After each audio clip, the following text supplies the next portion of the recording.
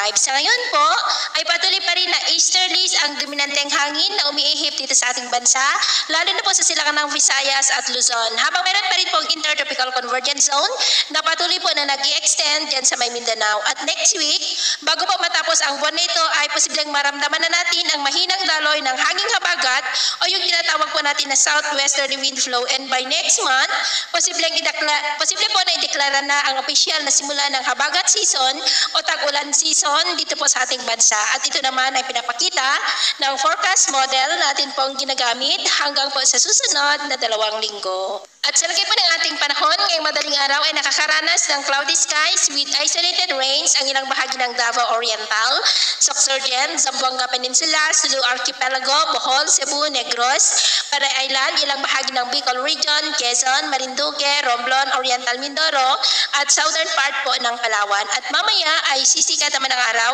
sa malaking bahagi po ng ating bansa, mainit at maalinsangan ang panahon, lalo na po dito sa Luzon. Pero may chance sa panin ng cloudy skies with isolated rain sa may Infanta, ilang bahagi ng Palawan, Romblon, Panay Island, ilang bahagi po ng Negros, southern part ng Cebu, Bohol, Cagayan de Oro, Davao Oriental, Sorsogon at Tawi-Tawi.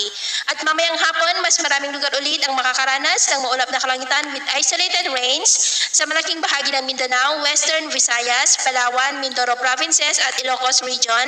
Kaya kung lalabas po tayo sa ating matahanan, ugaliin naman po natin lagi ang magdala ng kahit anong panangga natin sa init ng araw at proteksyon na rin po sa mga biglaang buhos ng ulan. At sa atin naman po mga baybayin, wala naman po tayong nakataas na namang gale warning signals, pero iba yung pag-ingat lamang po kung papalaot tayo para po mas makaiwas sa mga sakunang pangkaragatan.